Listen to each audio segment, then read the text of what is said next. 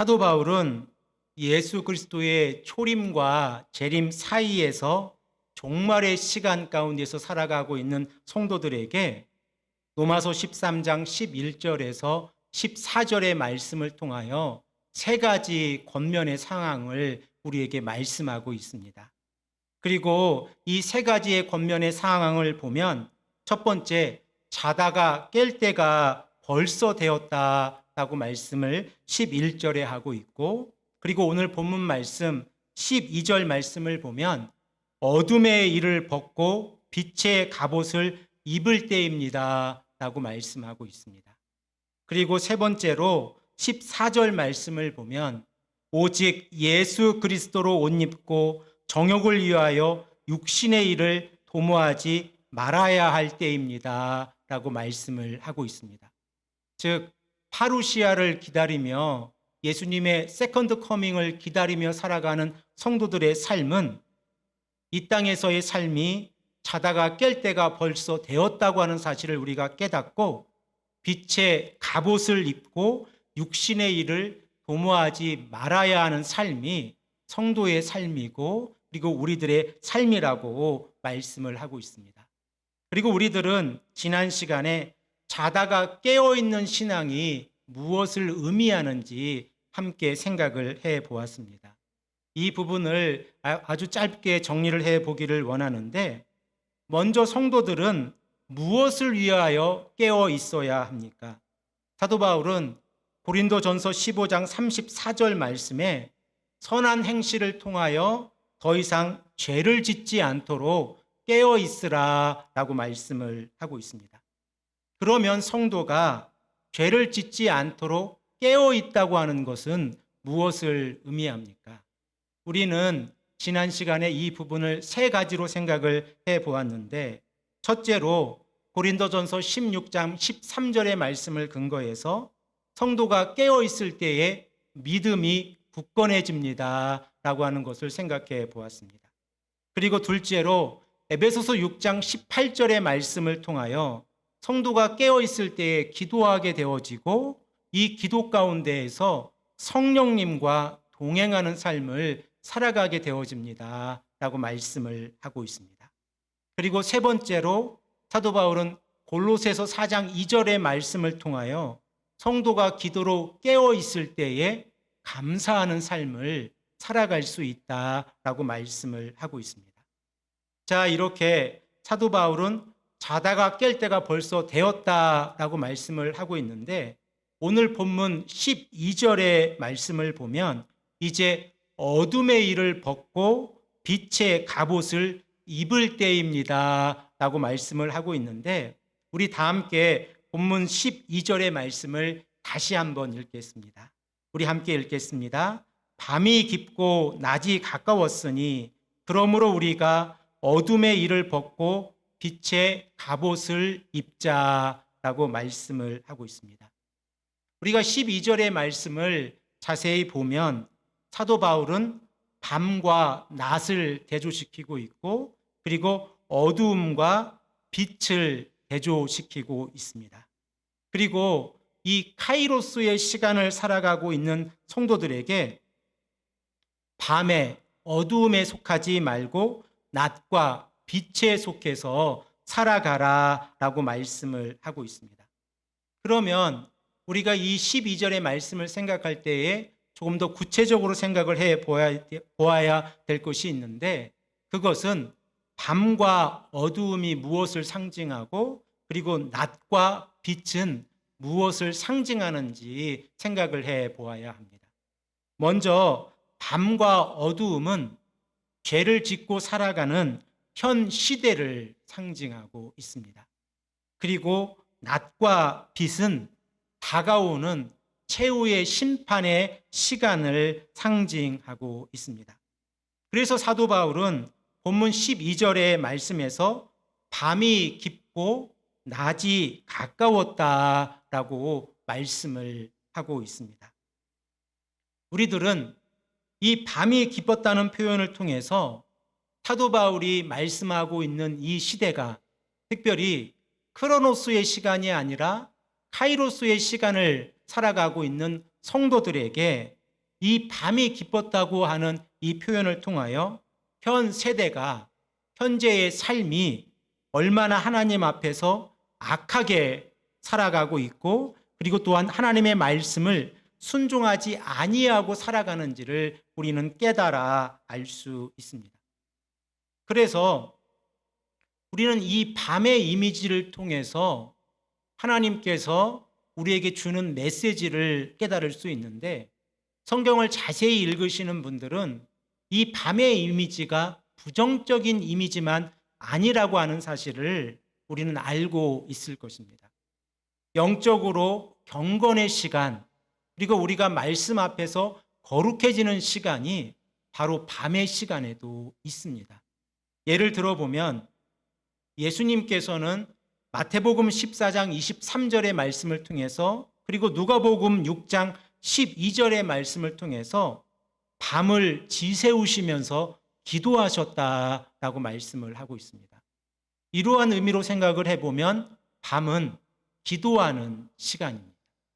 그리고 또한 시편 기자는 이 밤을 통해서 하나님의 교훈을 받았다고 시편 16편 7절에 말씀을 하고 있고, 그리고 또한 밤에 노래를 불렀다, 하나님을 찬양했다고 시편 42편 8절에 말씀하고 있고, 그리고 또한 밤에 하나님을 묵상했다고 시편 63편 6절 말씀과 119편 148절 말씀에 기록을 하고 있습니다.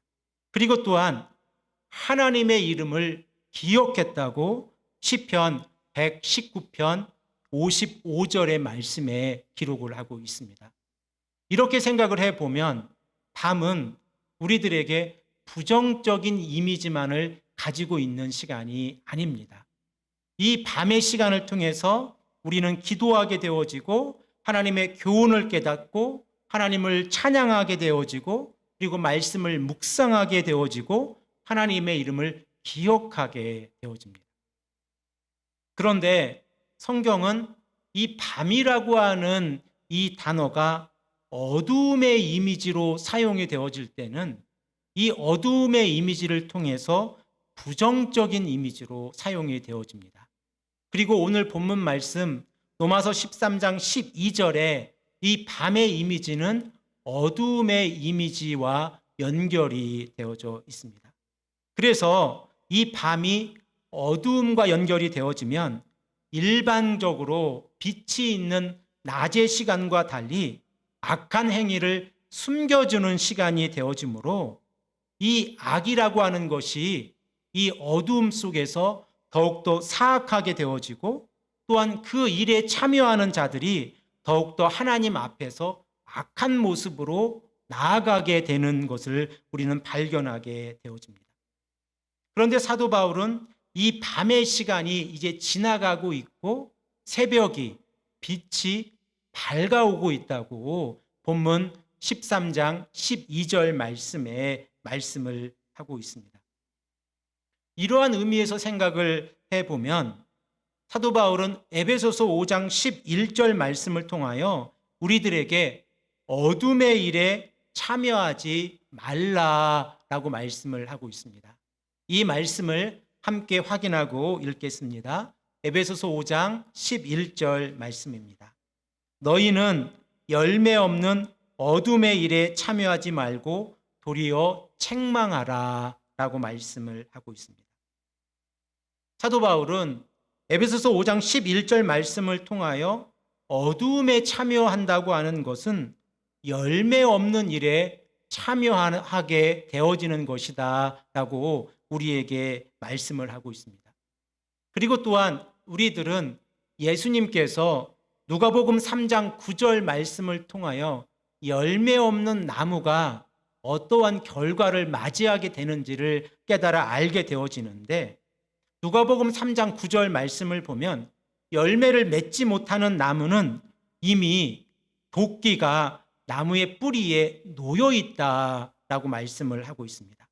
그리고 또한 그 결과 열매를 맺지 못하는 나무마다 모조리 찍어 불에 던져진다라고 말씀을 하고 있습니다.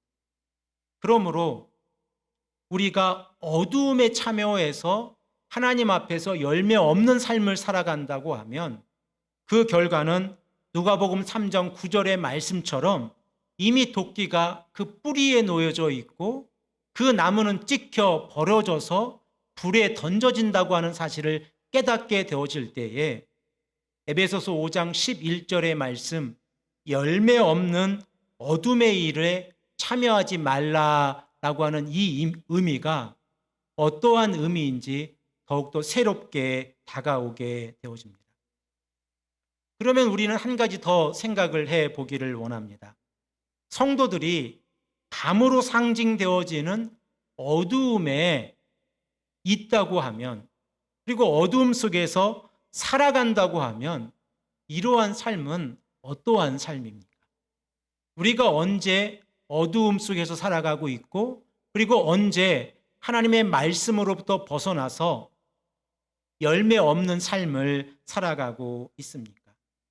사도 바울은 에베소서 5장 8절 말씀을 통해서 이 부분을 조금 더 명확하게 이야기를 하고 있는데, 그 내용을 살펴보면 예수 그리스도를 영접하기 이전의 삶, 그 삶이 곧 어두움의 삶이고, 그리고 예수 그리스도를 영접한 이후의 삶은 빛의 삶이라고 우리에게 말씀을 하고 있습니다. 이 부분도 우리가 함께 하나님의 말씀을 읽겠습니다. 에베소서 5장 8절 말씀입니다. 함께 읽겠습니다. 너희가 전에는 어둠이더니 이제는 주 안에서 빛이라, 빛의 자녀들처럼 행하라 라고 말씀을 하고 있습니다. 예수 그리스도를 믿지 아니하였을 때의 삶이 어떠한 삶입니까? 어두움에 속해 있던 삶입니다. 그리고 예수 그리스도에게 속해 있을 때에 사도 바울은 주 안에 있으므로 빛이라, 빛의 자녀들처럼 행하라 라고 말씀을 하고 있습니다. 자, 이렇게 성도는 빛에 속해져야 하는데, 때로는 우리들의 삶 가운데에서 죄를 상징하는 어두움에 있는 이유들이 있습니다. 곧 예수 그리스도를 영접하지 아니하고 말씀에 순종하지 아니하며 예수 그리스도의 십자가의 보혈과 부활의 사건을 우리의 온 마음으로 믿지 아니하고 자신의 마음 가운데에서 자신이 행하고 싶은 그런 마음대로 행할 때도 있다는 것입니다. 바로 그때가 언제입니까? 우리들은 로마서 1장에서 하나님의 말씀을 생각할 때에 특별히 로마서 1장 18절의 말씀을 통하여 하나님의 진노가 불의로 진리를 막는 사람들에게 임한다라고 생각을 해 보았습니다. 그러면 이렇게 하나님의 진노가 불의로 진리를 막는 사람들에게 임할 때에 이 진리를 막는 사람들의 특징들이 있는데, 사도 바울은 이 특징들을 세 가지로 설명을 하고 있습니다. 로마서 1장 21절에 그 첫 번째 특징이 기록되어져 있는데, 하나님을 영어롭게 하지 아니하고, 그리고 또한 21절 중반부에 감사하지 아니하고, 그리고 21절 하반부에 오히려 그들의 생각이 허망하여져서 미련하는 마음으로 어두워졌다라고 말씀을 하고 있습니다. 곧 예수 그리스도의 십자가의 복음을 믿지 아니하였더니 그 결과는 어두워졌다라고 말씀을 하고 있습니다. 이렇게 어두워졌을 때에 사도 바울은 그 공동체 안에 어떠한 죄가 나타난다고 우리에게 말씀하고 있습니까? 사도 바울은 로마서 1장에서 그 결과가 우상숭배이고, 그리고 또한 그 우상숭배의 결과가 동성애로 나타난다고 우리에게 말씀을 하고 있습니다. 그래서 이렇게 우상숭배에 빠지고 동성애에 빠졌을 때에 그들의 마음이 하나님을 인정하기를 싫어하며 하나님께서 그들을 상실한 마음에 내버려 두사 합당하지 못한 일들을 하게 하셨는데, 우리들은 이것을 6가지의 분류의 21가지의 목록을 가지고 생각을 해 보았습니다. 자, 이렇게 우리 가운데에서 예수 그리스도의 복음을 믿지 아니하고 어두움에 살아간다고 하면 그 결과는 죄악 가운데 빠지게 되는 것입니다. 그러면 성도들은 죄악 가운데에 빠져 살아갈 수 없는 자들입니다. 그러면 어떻게 이 어두움을 이길 수 있습니까? 우리가 잘 알고 있는 것처럼 어두움을 이기는 방법은 바로 빛이 들어오는 것입니다. 그 빛이 들어왔을 때에 어두움을 이길 수 있습니다. 그래서 사도 바울은 본문 12절 상반절 말씀에 밤은 깊고 낮이 가까웠으니 라고 말씀을 하고 있습니다. 밤이 깊고 낮이 가까웠다고 하는 것은 이제 해가 떠오른다는 이야기인데, 이 해가 떠올랐을 때에 어두움은 물리치게 되어지는 것입니다. 자, 그러면 이 빛이라고 하는 이미지를 가지고 우리가 예수 그리스도의 사역을 함께 생각을 해 보기를 원합니다. 사복음서의 시작을 보면 각기 특징을 가지고 있는데, 특별히 사도 요한이 기록하고 있는 요한복음 1장 1절에서 5절의 말씀을 보면 사도 요한은 예수 그리스도를 말씀으로 그리고 빛으로 생명으로 표현을 하고 있습니다. 제가 이 사복음서를 읽으면서 요한복음 1장 1절의 말씀을 읽을 때마다 이 기록은 사람의 언어가 아니라 성령이 감동하셔서 사도 요한의 입술을 통해서 고백한 하나님의 언어라고 하는 사실을 늘 기억하며 감동을 받게 되어집니다. 우리 다 함께 요한복음 1장 1절에서 5절의 말씀을 합독하겠습니다. 깊이 있게 하나님의 말씀을 생각하며 요한복음 1장 1절에서 5절의 말씀을 읽겠습니다. 태초에 말씀이 계시니라. 이 말씀이 하나님과 함께 계셨으니 이 말씀은 곧 하나님이시라. 그가 태초에 하나님과 함께 계셨고 만물이 그로 말미암아 지은 바 되었으니 지은 것이 하나도 그가 없이는 된 것이 없느니라. 그 안에 생명이 있었으니 이 생명은 사람들의 빛이라. 빛이 어두움에 비침에 어둠이 깨닫지 못하더라 라고 말씀을 하고 있습니다. 이 말씀을 잘 보십시오.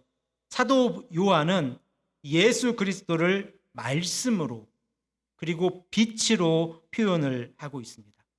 그리고 이 빛의 가장 중요한 역할은 어두움을 물리쳐 어두움에 있는 자들을 구원하는 것입니다. 그런데 그들이 깨닫지 못했다고 성경은 기록을 하고 있습니다. 그러면 왜 그들은 빛이 이 땅에 왔는데 말씀이 육신이 되어셔서 인카네이션 하신 예수 그리스도께서 빛으로 이 땅에 오셨는데 이 빛으로 오신 예수 그리스도를 깨닫지 못했습니까?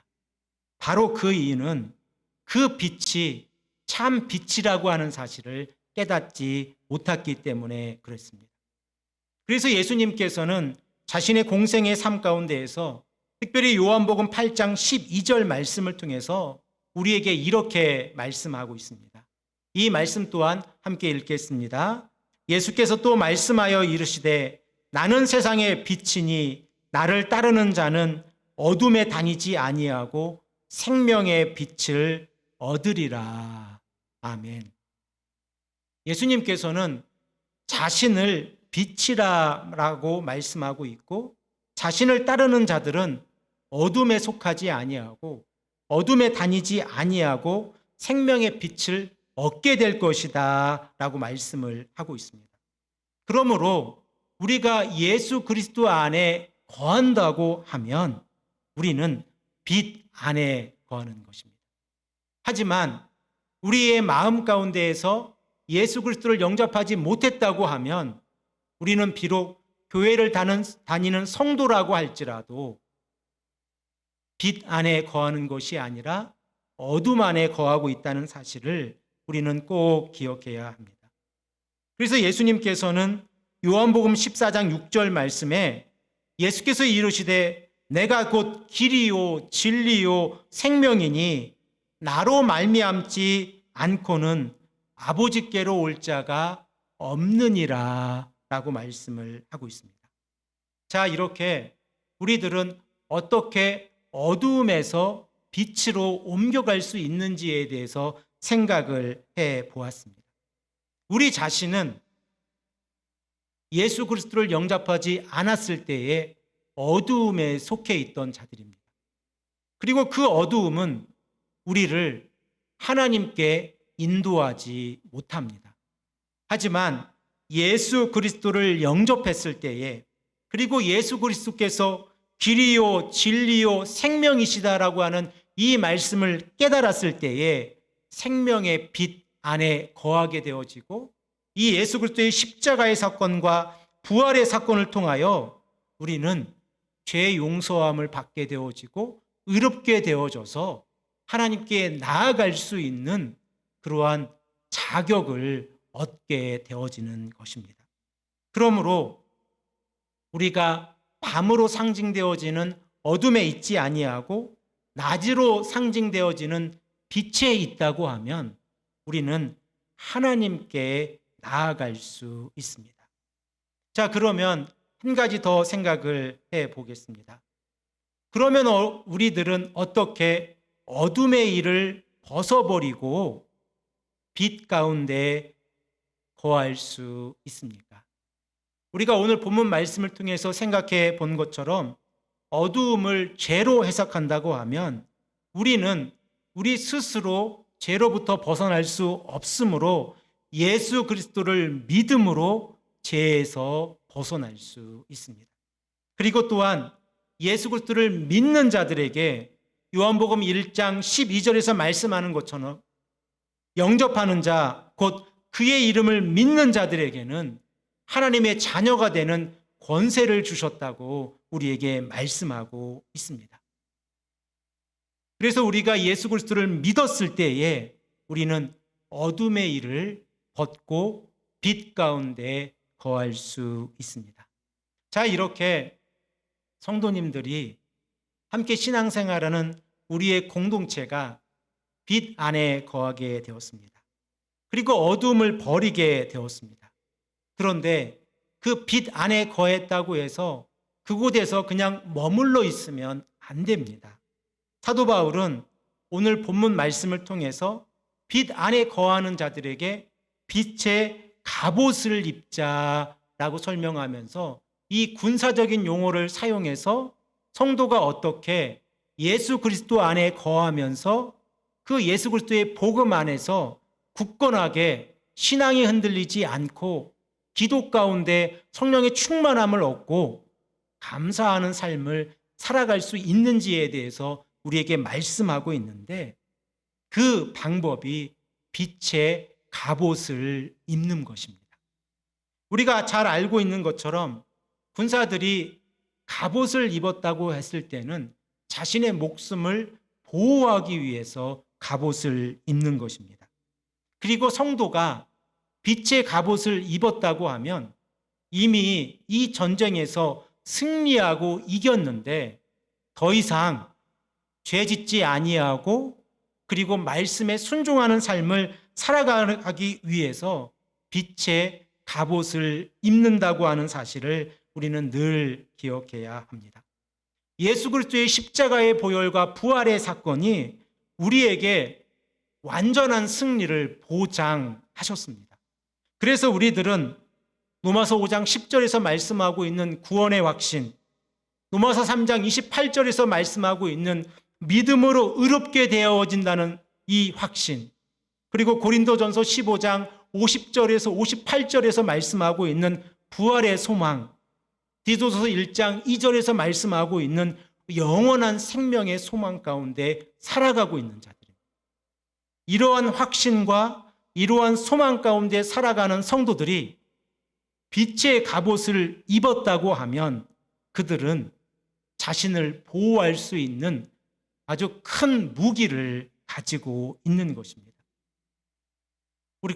그래서 우리가 너무나 잘 알고 있는 것처럼 사도 바울은 에베소서 6장 11절 말씀에 하나님의 전신 갑주를 입으라 라고 말씀을 하고 있습니다.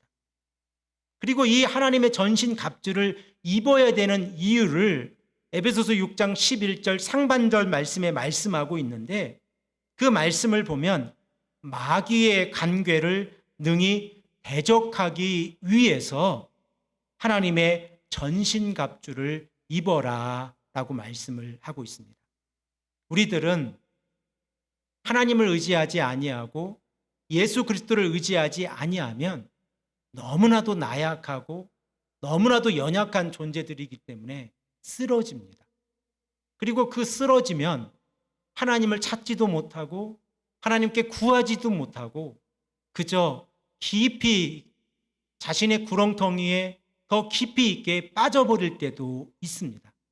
하지만 성도들은 하나님의 전신 갑주를 입고 있는 자들이라고 하는 사실을 우리는 늘 기억해야 합니다.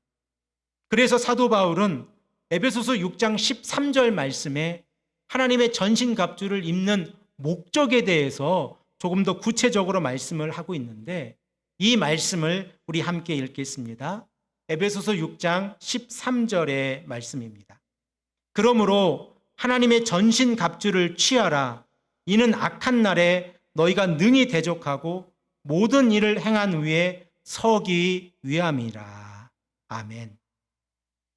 자, 이렇게 하나님의 전신 갑주를 입은 목적을 사도 바울은 에베소서 6장 13절에 기록을 하고 있는데, 그 첫 번째 목적은 이 악한 날에 우리가 마귀 대적과 싸워 이기기 위해서 하나님의 전신갑주를 입으라 라고 말씀하고 있고, 그리고 두 번째는 모든 일이 끝난 후에 하나님 앞에 서기 위해서 이 하나님의 전신갑주를 입어라 라고 말씀을 하고 있습니다.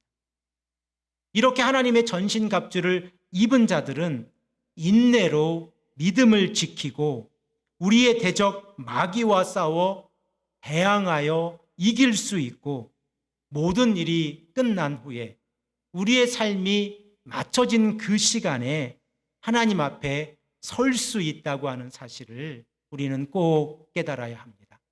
그러므로 어두움을 버리고 빛에 속해서 빛의 갑옷을 입는다고 하는 것은 하나님의 전신 갑주를 입고 하나님께 나아가기 위해서 우리의 삶을 헌신하는 것입니다.